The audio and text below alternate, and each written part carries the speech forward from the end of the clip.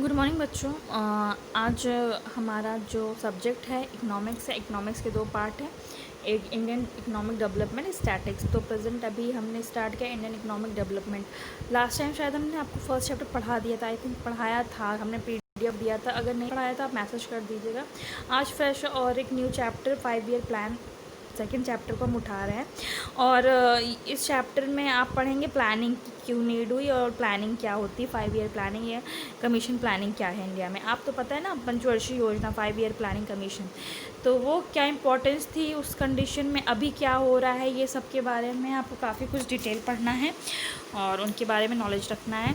तो after independence हमारी condition बहुत ख़राब हो गई थी, इतनी ख़राब हो गई थी कि जनसंख्या के पास खाना के पास नहीं था। मतलब हम लोग खाने के लिए भी सेल्फ डिपेंड नहीं थे। वो तो सेकेंड 5 ईयर प्लान में ऐसा हुआ कि हाँ, हमारे कृषि हुई 1960 के लगभग, क्या हुआ 1965-60 के टाइम में हमारी ग्रीन रेवोल्यूशन हुआ, हरित क्रांति हुई, जिससे बहुत अधिक मात्रा में अनाज होने लगा, जो अब जाके उसके बाद ही जाके हम सेल्फ डिपेंड हुए फॉर खाना, फॉर भोजन, कि हाँ जनता अपना खुद का खाना खा सके। हम बहुत सी चीज़ें इंपोर्ट बहुत करते हैं, एक्सपोर्ट बहुत कम करते हैं, ठीक है। जिसमें सिर्फ इंपोर्ट के 30% इंपोर्ट किस चीज़ का कर लेते हैं, हम अपने कोल सा कर लेते हैं। इवन दवा हुआ, मशीन्स हुई, हम फिर भी फॉरेन के ऊपर बहुत भी डिपेंडेंट है। तो यहाँ पे हम प्लानिंग की यहाँ पे नीड क्यों है। आफ्टर इंडिपेंडेंट हमारी कंडीशन इतनी ख़राब थी कि हमारे पास सोर्सेज कम थी और उनको हमको यूटिलाइज़ इस तरह करना था कि हमें मैक्सिमम उसका यूटिलाइज़ कर सकें, कि हम अपने बेनिफिट पा सकें। तो इसके लिए प्लानिंग बहुत ज़रूरी थी।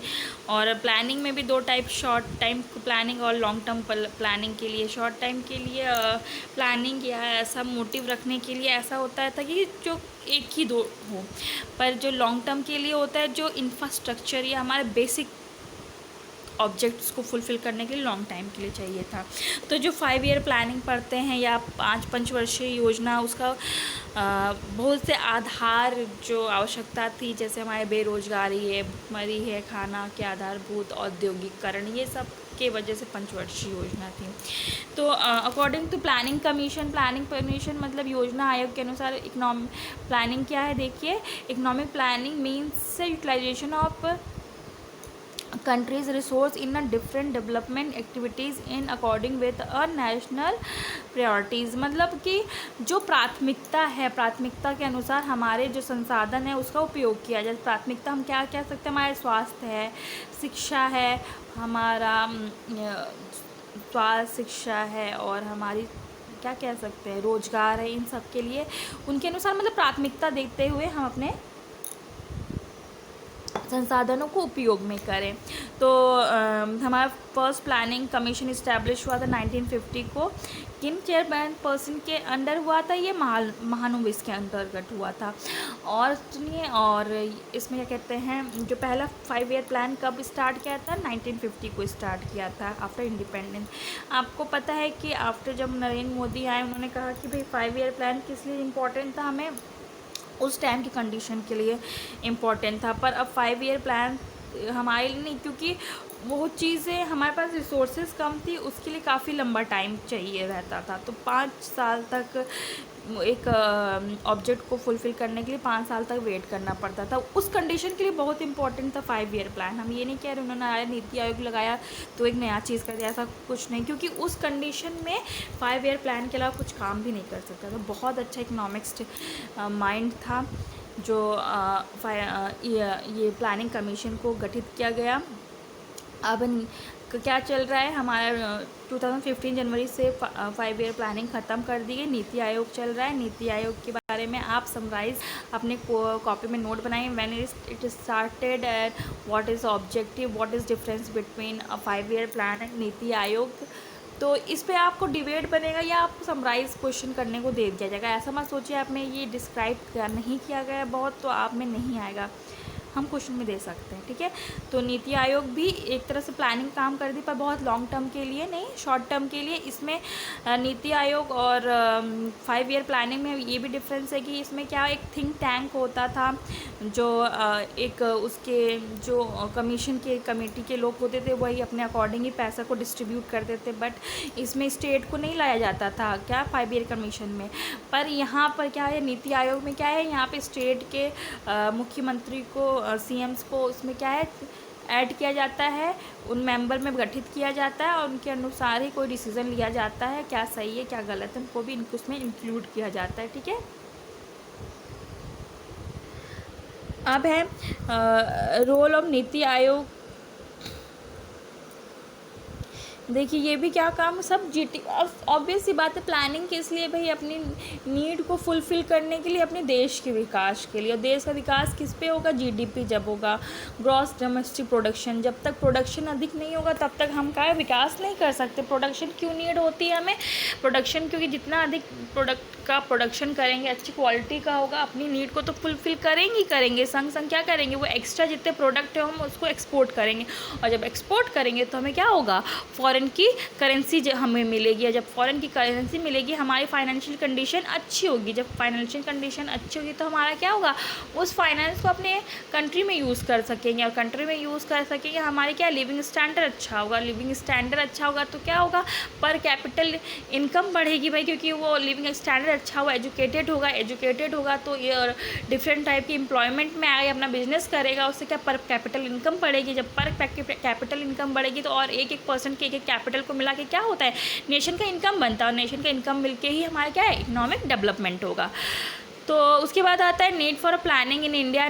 बहुत ज़रूरत थी भाई, बिना प्लानिंग के तो फिर पॉसिबल ही नहीं था ना। अब तो भी शॉर्ट टाइम प्लानिंग नहीं तो भी हमें लॉन्ग टर्म प्लानिंग की ज़रूरत थी। क्यों ज़रूरत थी, कि हमारे पास रिसोर्सेज बहुत कम हैं, ठीक है, रिसोर्सेज बहुत कम है। उस रिसोर्सेज को कैसे यूटिलाइज़ किया जाए, किस तरह यूटिलाइज़ किया जाए, उसका मैक्सिमम बेनिफिट हम अपना अचीव कर सकें, ये किससे हो सकता था, सिर्फ ये हमारे प्लानिंग के हेल्प से ही हो सकता था, ठीक है। अब देखिए नेक्स्ट, अब देखिए प्लानिंग भी 2 तरह की प्लानिंग है, डायरेक्ट और कॉम्प्रिहेंसिव प्लानिंग।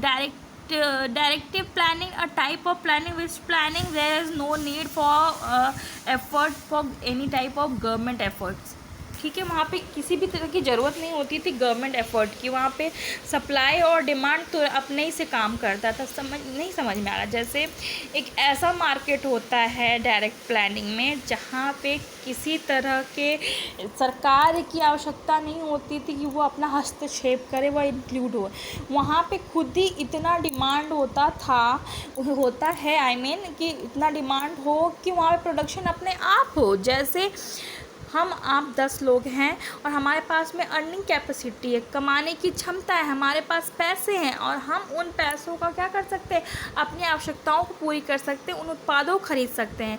तो इस कंडीशन में क्या होता है कि जनता डिमांड करती है उस सामानों की, और उस सामान की डिमांड की वजह से क्या करती, प्रोड्यूसर उस सामान को प्रोड्यूस करता है, प्रोडक्ट को प्रोड्यूस करता है। तो ये क्या है, ये डायरेक्टिव प्लानिंग के बेस के लिए काम करता है। पर कॉम्प्रिहेंसिव प्लानिंग में क्या होता है, जहाँ पे अपने आप सप्लाई एंड डिमांड का काम ही ना हो। जैसे आफ्टर इंडिपेंडेंट हमारे पास अर्निंग कैपेसिटी नहीं थी, किसी के पास, जनता के पास पैसे ही नहीं थे, तो वो किसी प्रोडक्ट का क्या, किसी उत्पाद का कैसे मांग करे, अपना पेट ही भर ले, बहुत बड़ी बात है। कपड़े, टूथपेस्ट, ये सब की तो बात आती है।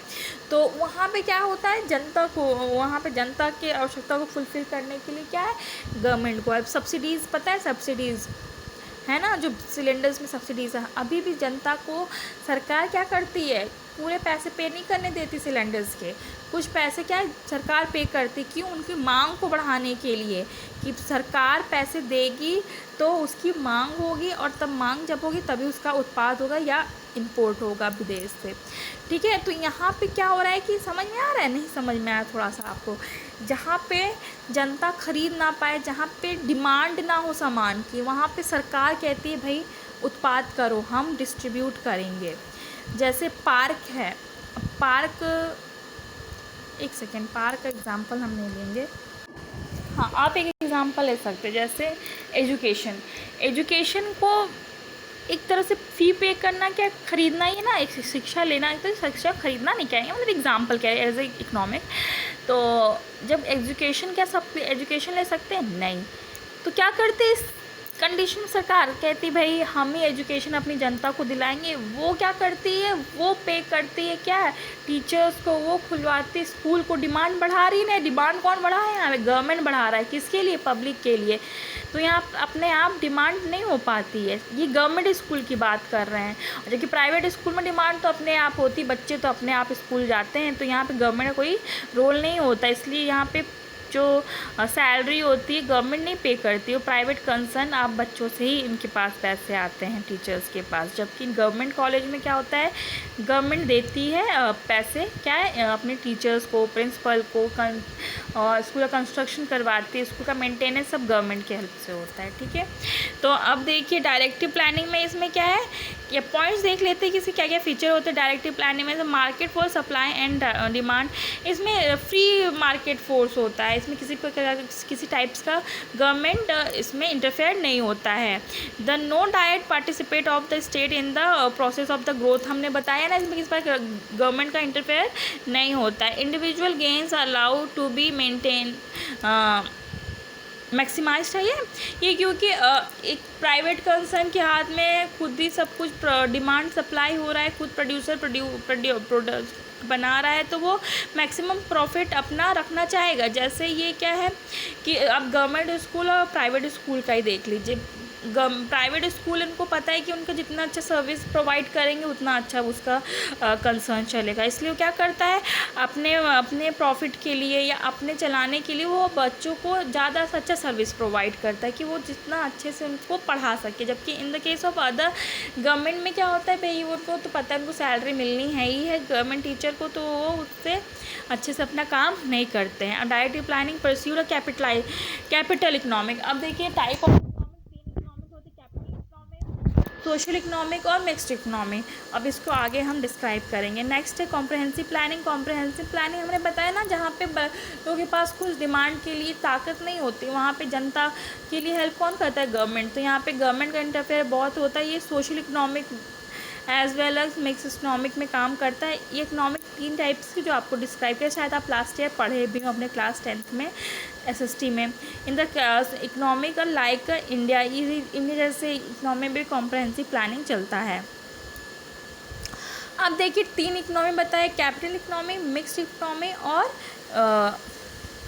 Social economy. तो कैपिटल इकोनॉमी क्या होता है, ये कैपिटल इकोनॉमी यहाँ पे प्राइवेट कंसर्न होती, प्राइवेट प्रोडक्शन होता है। इसमें जितने भी रिसोर्सेज होते हैं उसमें जिसका ओन होता है प्राइवेटली ओन होता है, और जितने भी प्रोडक्शन करते हैं वो अपने मैक्सिमम प्रॉफिट के लिए करते हैं। Maximum profit in the sense वो नहीं कि बस अपना फ़ायदा, मतलब कस्टमर जो सेटिस्फाई कर पाएगा वही मार्केट में सर्वाइव कर पाएगा। तो मतलब यहाँ पे कस्टमर को भी फ़ायदा होता है कि भाई कस्टमर्स के लिए प्रॉफिट के लिए ज़्यादा काम किया जाता है। ठीक है, अब है इसमें देख लीजिए पॉइंट्स कुछ हैं कि there is a ownership of the mean of production, उसमें खुद का ही उत्पादों का संसाधन का मालिक होता है। वो एक प्राइवेट ही, एक पर्टिकुलर पर्सन या प्राइवेट कंसर्न ही क्या होता है, अपने बिजनेस इंडस्ट्रीज़ का मालिक होता है। इसमें किसी को गवर्नमेंट इंटरफेयर नहीं होता है। ठीक है, ये कैपिटलिस्टिक मतलब वो जो कैपिटलिस्टिक इकोनॉमिक, जैसे आप कह सकते हैं अमेरिका है, आपके जापान है, ये सब क्या है कैपिटलिस्टिक वाली इकोनॉमिक है।